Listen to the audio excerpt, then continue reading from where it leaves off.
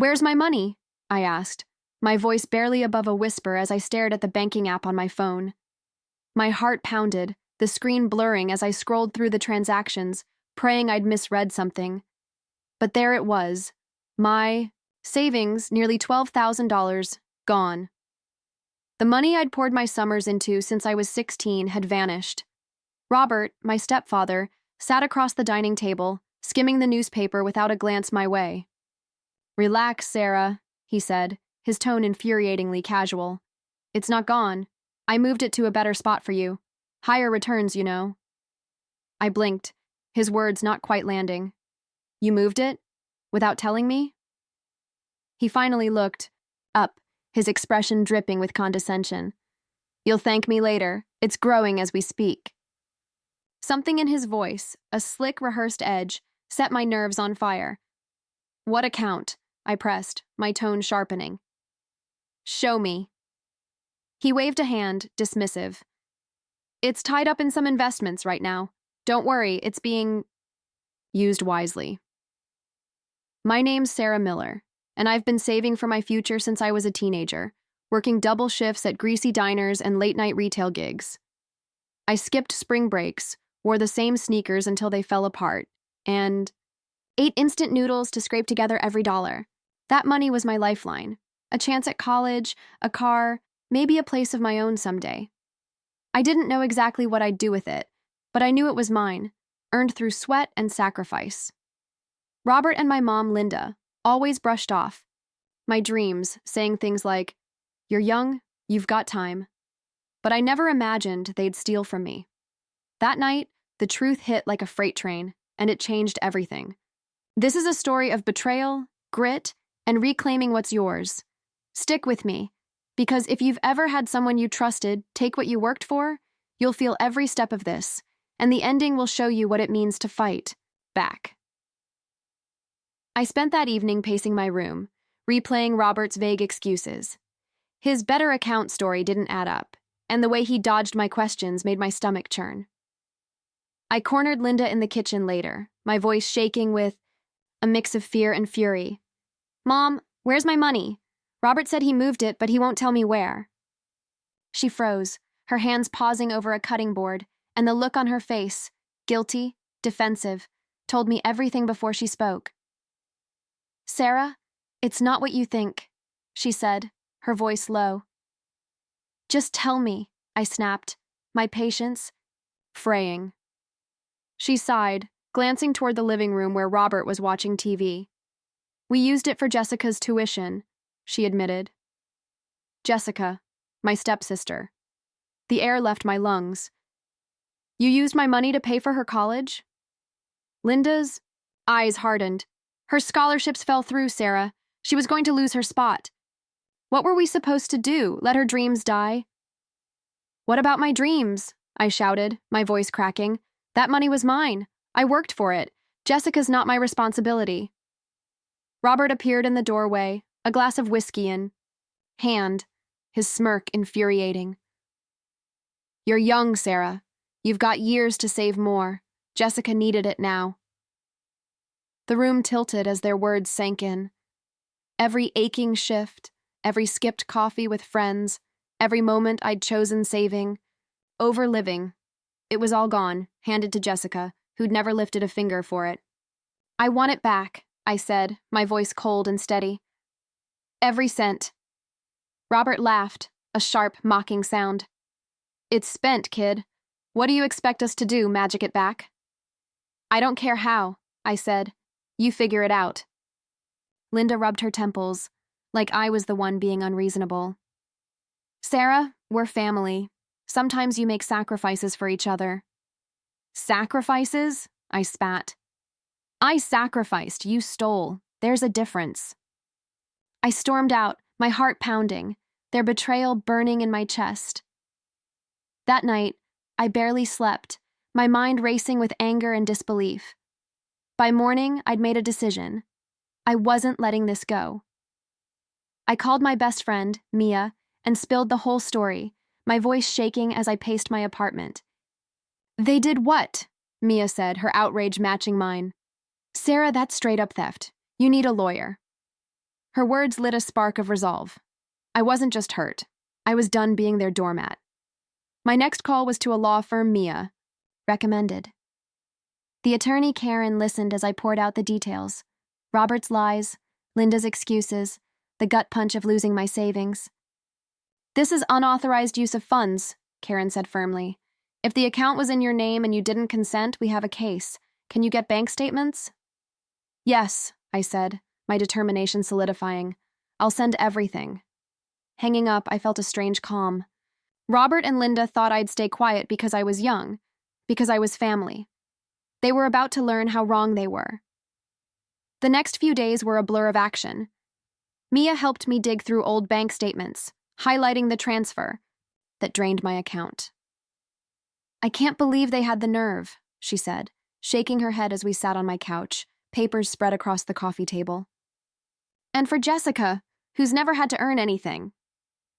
I nodded, my jaw tight. They're acting like I'm selfish for wanting what's mine. You're not, Mia said fiercely. They're counting on you feeling bad, but this is your money, Sarah. Fight for it. Karen's confidence during our first meeting only strengthened my resolve. She reviewed the documents and nodded. This is solid. The transfer was made without your permission, and we have proof. We'll start with a demand letter. What if they ignore it? I asked, leaning forward. Then we escalate, she said, her tone unwavering. Trust me, legal pressure gets people's attention. The thought of Robert and Linda panicking as the letter arrived gave me a grim satisfaction. For years, they'd treated me like an afterthought, favoring Jessica at every turn. Now, they'd face consequences. The demand letter hit their mailbox 3 days later. I pictured Robert tearing it open, his smug grin fading, Linda pacing nervously. That night, my phone lit up with Robert's name. I hesitated, then answered, bracing myself. What the hell, Sarah? He barked. You're sicking lawyers on us? I kept my voice steady. You stole my money, Robert. This is me holding you accountable. Stole? He scoffed. It was a family decision. You're blowing this out of proportion. No, I said sharply. You didn't ask me. You didn't tell me. You took it. Linda's voice chimed in, strained. Sarah, we did it for Jessica. She needed help. Why can't you understand? Because it wasn't yours to give, I shot back. You had no right. Robert laughed, bitter. You're wasting everyone's time. You'll never win this. We'll see, I said, hanging up, my hands trembling but my resolve ironclad. Their defiance only fueled me. Karen filed a formal complaint the next day, citing unauthorized use of funds and breach of trust. This will shake them, she said, sending me the court documents. If they don't pay, we'll push forward. As the situation spread, extended family started weighing in. Linda had spun a tale to my aunt, painting herself and Robert as selfless parents making tough choices. During a tense call, my aunt said, Sarah, they were just helping Jessica. Isn't that what family does? Family doesn't steal, I said coldly. They could have asked. They didn't. They assumed I wouldn't fight back. She paused, then muttered, I see your point. Mia was my rock through it all, staying up late to review Karen's updates and keep me grounded. This is draining, she said one night, surrounded by paperwork. But you're so close. They're crumbling. She was right. Linda's texts started pouring in, long, guilt-tripping pleas. We didn't mean to hurt you. Can't we move past this? One read. Another. Jessica's education matters. Don't you want her to succeed? Robert, meanwhile, stayed defiant, telling Karen the money was family property and I had no claim. Let him sink himself, Karen said. The court won't buy it. The breaking point came when Jessica called, her tone more irritated than remorseful. Why are you making this a thing, Sarah? It's not like you needed the money right now. I nearly laughed at her audacity. That wasn't your money, Jessica, or Robert's, or Linda's. It was mine, and you're benefiting from my work. What do you want me to do? She snapped. Nothing, I said. I want them to fix it, and they will. By the time mediation was scheduled, Robert and Linda were unraveling. Karen's case was airtight, and with legal fees piling up, they caved. "We'll pay you back," Robert grunted during a pre-mediation call, his voice thick with resentment. "But you're tearing this family apart over a misunderstanding." "No," I said. "You tore it apart when you decided my work didn't matter. This is me setting it right." The mediation room was cold and clinical, stripping away any pretense. Robert sat across from me, arms crossed, his face a mask of barely contained anger. Linda fidgeted beside him, avoiding my eyes. Karen, calm and composed, sat at my side, a stack of evidence ready. The mediator, a stern older man, opened the session. "We're here to resolve the dispute over the unauthorized transfer of $12,000 from Sarah's account. Sarah, your position?" I took a breath, my voice steady. "That money was mine, earned through years of work. Robert and Linda took it without my consent to pay for Jessica's tuition. When I asked for it back, they lied and dismissed me. I'm here to get what's mine."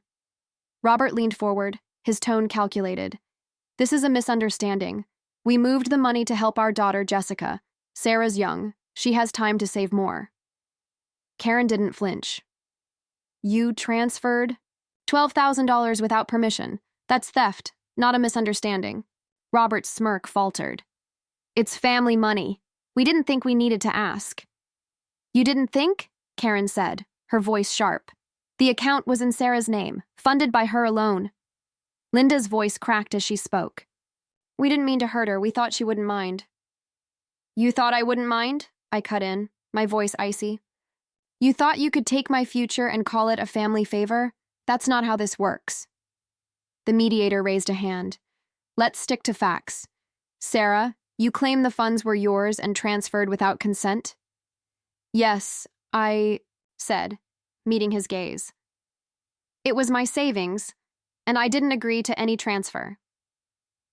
"Robert, Linda," he continued, "you say it was for your daughter's tuition, made in good faith?"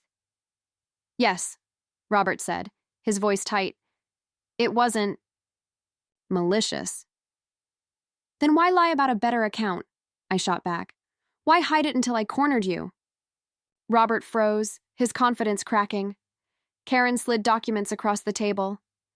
"These records show the unauthorized transfer, plus texts where Robert admits to using the money for Jessica's tuition. There's no ambiguity." Linda paled as the mediator reviewed the evidence. Robert muttered, "We didn't think it'd be a big deal." "It's a big deal," I said, my voice firm. "You didn't just take money, you took my trust, and you're still justifying it." The mediator set the papers down. "The evidence shows the funds were Sarah's and taken without consent. Robert, Linda, your intentions don't excuse the violation of her financial rights. I recommend full repayment, plus Sarah's legal fees," Linda gasped. "We don't have that kind of money," Robert snapped. "It's gone." "Then find a way," the mediator said, "or Sarah can pursue a lawsuit, which could mean steeper penalties." Silence settled, heavy and tense. Robert glared at me, but I held his gaze. "What about a payment plan?" Linda whispered, her voice small. Karen looked to me. "Your call, Sarah." I studied them, not the untouchable parents they'd pretended to be, but two people cornered by their choices.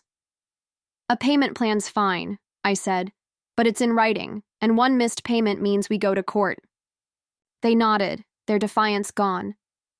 As they signed the agreement, Linda looked at me, her eyes wet. "We didn't want this, Sarah." "You chose this," I said quietly.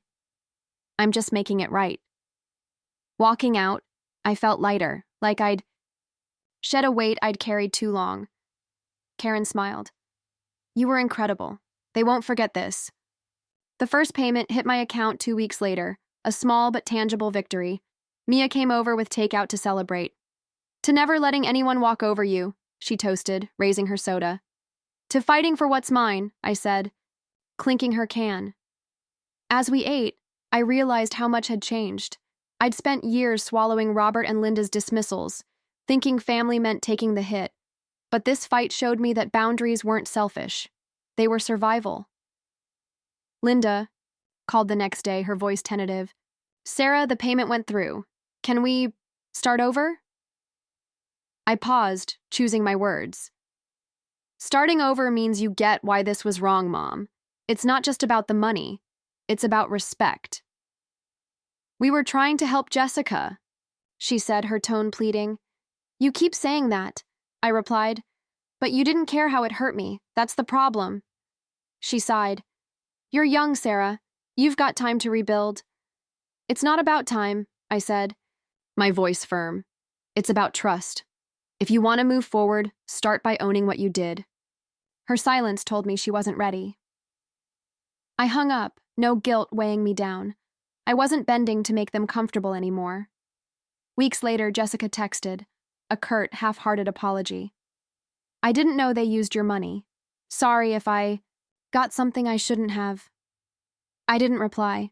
Her ignorance didn't erase the fact that she'd benefited from my loss, and I wasn't ready to absolve her. Robert stayed silent, making payments but offering no words. His pride kept him distant, and I was fine with that. I didn't need his approval, just my money. As the payments rolled in, I rebuilt my savings and my sense of self. The betrayal still stung, but it didn't define me. It pushed me to protect what I'd earned, to value my own worth. Months later, the final payment cleared, and I stared at my account, whole again. The $12,000 wasn't just money, it was proof I'd stood my ground. I celebrated alone, a quiet glass of wine in my apartment, toasting my resilience. Linda called. After the last payment, her tone cautious. Sarah, it's done. Can we move forward now? Forward means respect, I said. For my work, my choices, my boundaries. Can you do that? There was a long pause. I'll try, she said softly. It wasn't perfect, but it was something. I didn't offer forgiveness, not yet. Trust would take time, but I held space for the possibility. Mia and I hung out. On my balcony weeks later, the city lights twinkling below. What's next for Sarah Miller? She asked, grinning. Big plans? I smiled, the future feeling open. Maybe college, maybe a trip. Whatever it is, it's my call. To your call, she said, clinking her glass. That night, I lay in bed, reflecting on the journey. Robert and Linda had underestimated me, banking on my silence. But I'd fought back, reclaimed my money, and found my strength. The savings in my account were more than dollars. They were a symbol of my independence, my fight, my victory. Whatever came next, I was ready, and no one would take it from me again.